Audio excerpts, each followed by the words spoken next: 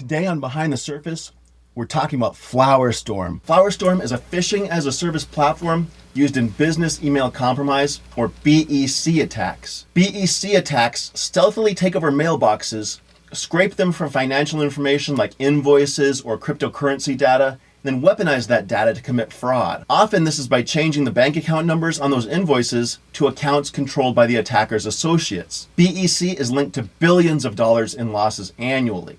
We'll run through a quick history of FlowerStorm and its newest updates. We'll step through how it works, grab samples from the wild, show you the traffic flow as First East Western Credit of Florida gets compromised, and we'll close with detection and defense. FlowerStorm gained popularity after Rockstar 2FA, the top phishing-as-a-service kit of 2024, mysteriously imploded with no messaging from the developers or law enforcement.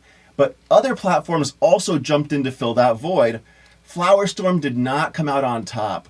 It never reached the level of success of Rockstar, but it still consistently shows up in inboxes today. FlowerStorm got its name due to the botanical references in its code, specifically the HTML titles of the pages that display the Cloudflare turnstile. These included Elder Blossom, Rose Spout, Nectar Bloom, and quite a few others. The naming is unfortunate. Everyone on LinkedIn started talking about FlowerStorm. Everyone started hunting their environment for those cute flower names. So what did the devs do? They pushed an update, replaced the flower names with what I suppose you could call web development names or tech math names like algorithm, cache, encryption, monitor, firewall. This is one of the reasons a lot of analysts use names for kits and threat actors that are unrelated to any of their observations. What do we know about the kit's origin and operators? Not a lot, but the early developments tell an interesting story. A significant number of them were hosted on Rubumareb Indonesia, which is not a common web host in the broader cybercrime ecosystem. When you look under the hood, that geographic anomaly starts to make a little bit more sense too. Inside of FlowerStorm's obfuscated JavaScript, there is an Indonesian phrase, an error message, technical error. The code itself also shares characteristics with a kit that an analyst I used to work with attributed to a specific Indonesian developer a few years back. This tracks what we know about the larger threat landscape too. Platforms like 16shop and SPM55 proved years ago that Indonesia produces highly capable, globally focused phishing-as-a-service developers. Hold on a second. Couldn't this just be deception? A false flag? Back in 2018 in South Korea, I was trying to watch some snow pogo, but Russian intelligence had other plans. PC load butter, what the f? And they tried to frame the North for the attack. False flags are sometimes a part of nation-state operations, but they don't work that well with this type of cybercrime. Take a look at underground forums, for example. Pretending to speak Russian is a classic noob mistake that instantly gets you called out as untrustworthy, if not just banned outright. And cybercrime is a business, and business is about profitability. If you go to the effort of using unfamiliar infrastructure with unfamiliar providers, faking a language, you're adding friction. You're untrustworthy and less competitive. But the biggest giveaway is the marketing. We see people fake Russia, yes, but if you're going to fake your operational location and you're trying to attract affiliates, why would you choose a country like Indonesia where phishing-as-a-service platforms have been taken down and administrators are sitting in jail for this activity? It's just bad for marketing, for business. People don't want to see that. I haven't seen any explicit attributions in the industry for FlowerStorm yet, and the kit is not getting any younger. Between the unusual infrastructure, the hard-coded language, the overlapping code, the economics, the history, let's call it, it's likely that FlowerStorm has Indonesian origins.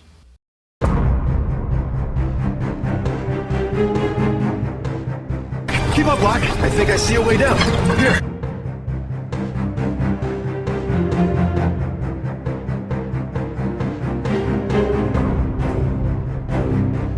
Today, First East Western of Florida is getting compromised by the FlowerStorm phishing. First East Western is our local non-financial services, non-organization, let's say.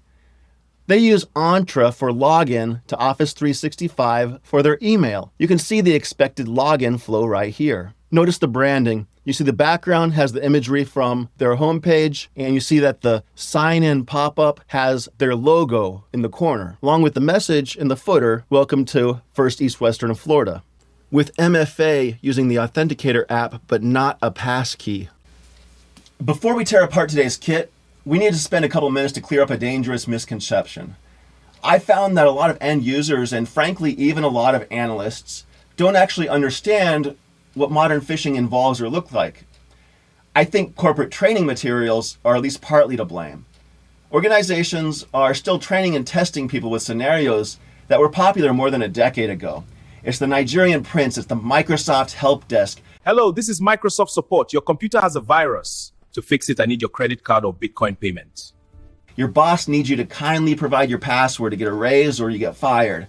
And they picture the scammer collecting these passwords and then at the end of the day, trying them to log in and getting blocked by MFA.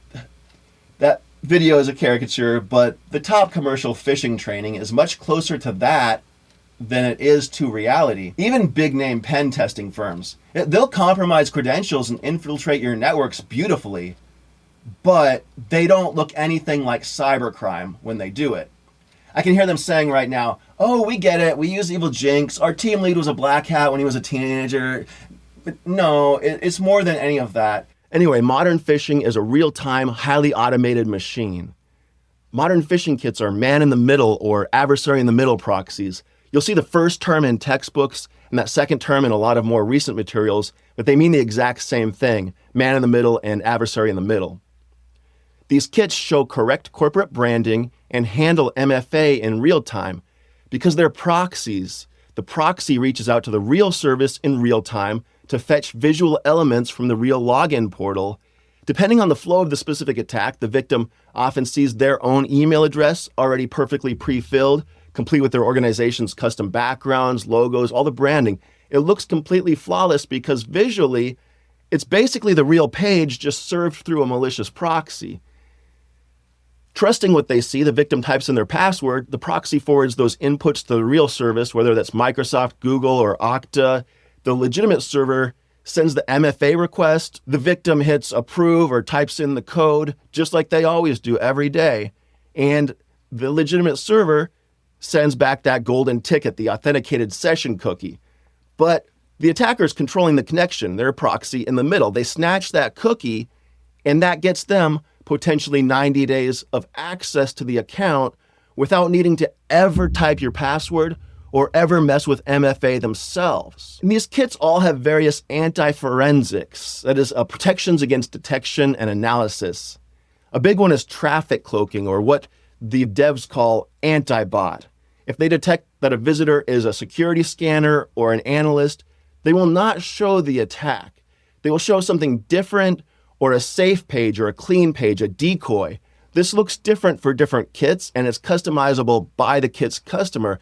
Check out our traffic cloaking episode to get a full understanding of this anti-bot. And let's fire up the kit. I've seen two different scam pages for the FlowerStorm kit. One is the regular Microsoft login. It'll show without custom branding if your organization does not have custom branding.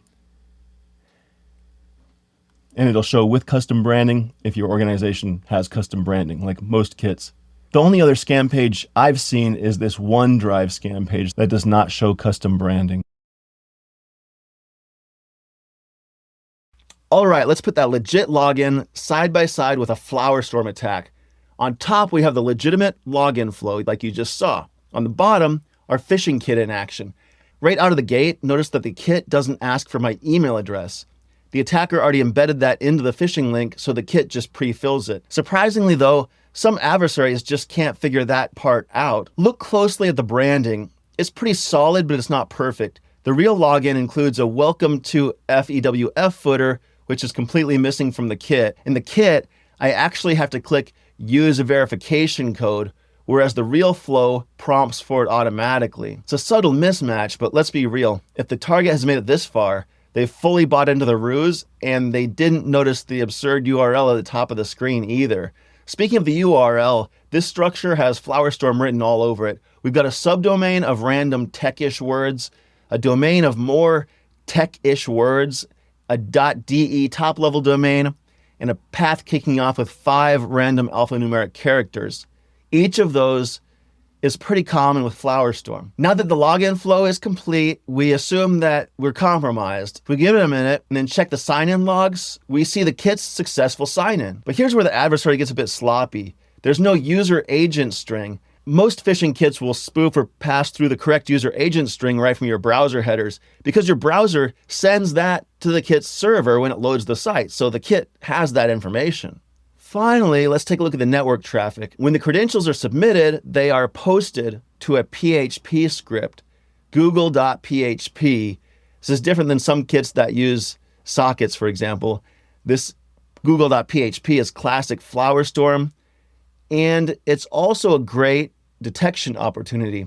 I've run queries for domain/google.php against billions of web requests in the wild with 0 false positives. It's a simple high-fidelity rule you can deploy today. If we can detect it, we'll be able to stay ahead of its next move. So as far as detection, we've got the domain/google.php. We've got the typical kit URL, a .de top-level domain /5 alphanumeric characters, and then /, and that / is the end of the URL you're trying to detect. The initial phishing URL might not look like that. It might be missing the / or have an email address appended or a couple weird characters thrown in. But either way, the kit will then go to a URL that fits this pattern, mostly. Not all FlowerStorm kits are hosted on .de top-level domain. It is the favored top-level domain. That could change, but currently most kits do fit this pattern. If you're in an environment with a lot of German traffic, this rule might be noisy, but in an English-speaking environment, false positives are rare. And finally, we've got that login with no user agent string. You definitely want to be looking at activity without the user agent string. Even if it's not FlowerStorm, that's weird and something that should be checked out. Every browser has a user agent string. Even malicious events have a user agent string. Most kits of this type either have a hard-coded user agent string, or they just send Microsoft the same user agent string that the victim's browser sends to the kit. A missing user agent string is really weird and a massive red flag. It bothered me so much that I grabbed a different FlowerStorm sample on a different day with a different IP, different hat, fed it to a different account, same finding, no user agent string. If you aren't already, this is something you should be detecting in your environment, sign-ins and other types of activity missing the user agent string. Now that we know what we're dealing with, Locke, we can build defenses.